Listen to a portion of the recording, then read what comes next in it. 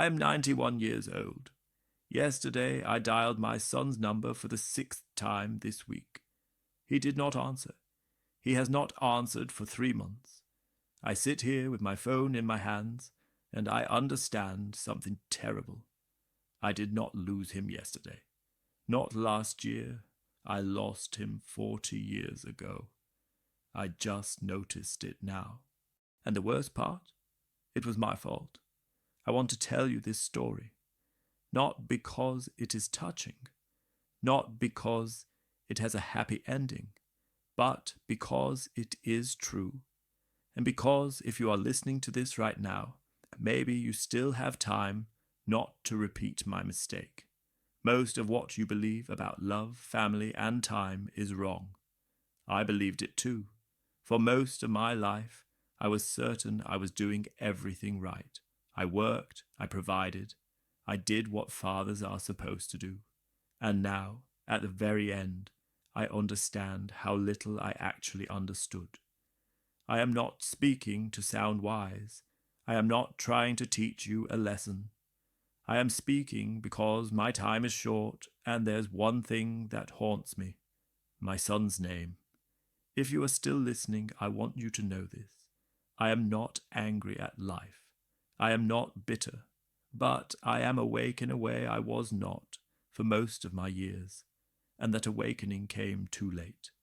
For a long time, I believed life was about building something solid, a career, a reputation, financial security. I believed that if I worked hard enough, everything else would fall into place. That is what we are taught, quietly and consistently. Work first, feel later, live later. I believed that success meant stability, that love automatically survives if you stay together long enough, that time is generous, that there would always be another chance to say what matters. That belief cost me more than any mistake I ever made. When my son was born, I was 26 years old. I remember holding him for the first time. He was so small. I remember thinking, I will do this right. I will be better than my father. My father worked 6 days a week. I barely saw him. He came home tired, silent, distant. I promised myself I would not be like that. But I became exactly like that. Not immediately, not intentionally. It happened so quietly, I did not even notice. I started working more hours. I told myself it was temporary, that I was building a future, that I was doing it for him.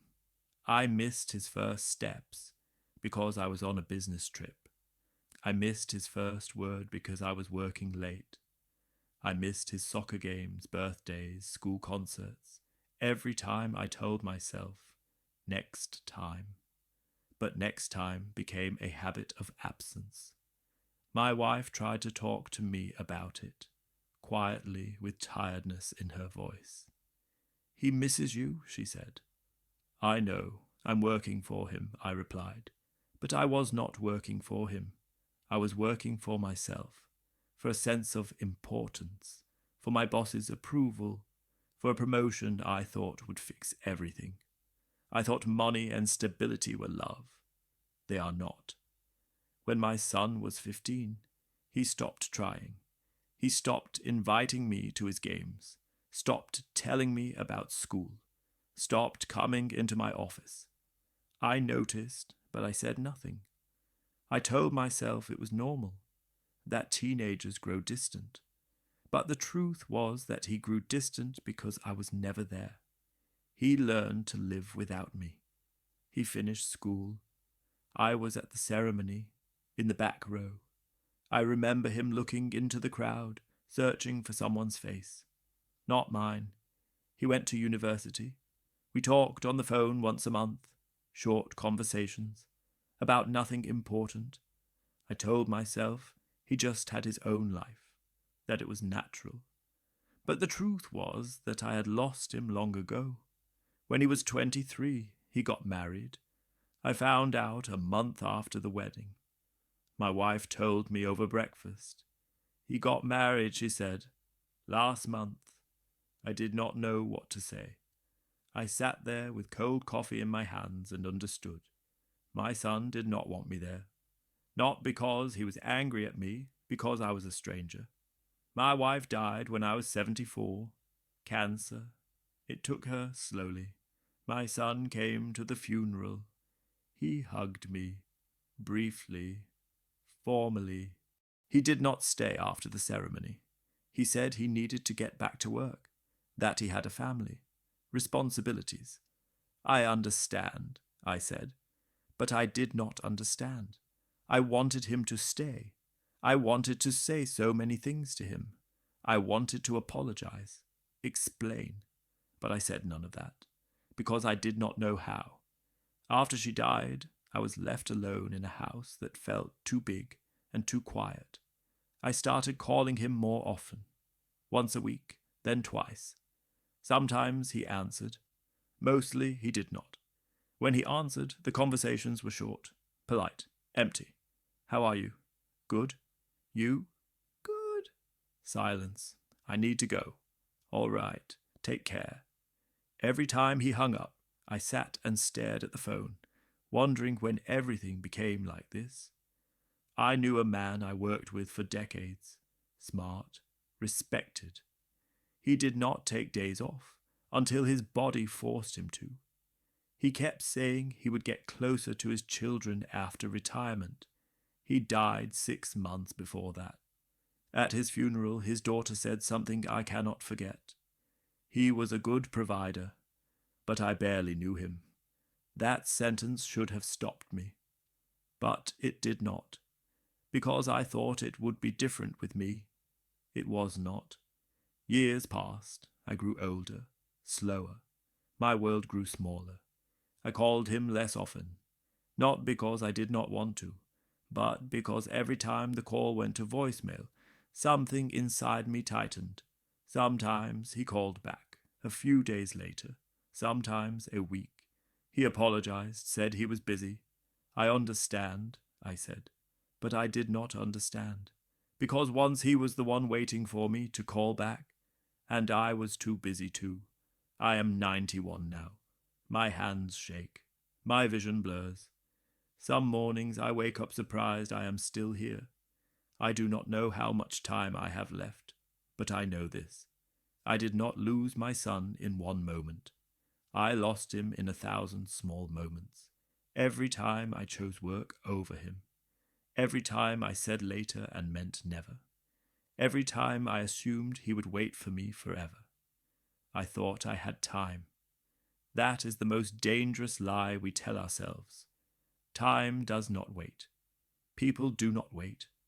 And when they stop waiting, they do not come back. I cannot blame my son. He is not rude to me. He is not angry. He is just absent. Just like I was absent for him. He learned the lesson I taught him. That work matters more than presence. That obligations matter more than connection. That love is something you can postpone. I taught him all of that, and now I live with the consequences. If you are listening to me now, and you have children, I want to ask you something. If today were the last day you could speak to your child, would you be satisfied with who you have been for them? Or would there be things you meant to say later? Later is not guaranteed. I know that in my bones, in my breath, in the way my heart beats unevenly some nights. There is no perfect time. There never was. Life is always unfinished, always inconvenient, always asking you to choose what matters. You can keep waiting. You can keep believing you have time. Or you can understand now what took me decades. The moments that define your life are often quiet, unannounced, ordinary, and once they pass, they do not return. Maybe you can call someone today, right now. Maybe you can say the thing you have been postponing. Not perfectly, not eloquently, just honestly. I would give anything to have that chance again, to hear my son's voice one more time, and say what I should have said. But I cannot. You still can. The choice is still in front of you. Not later. Not when things are less busy. Not when you feel ready. Now, while there is still time, while the phone still rings, while the people you love are still here to hear you.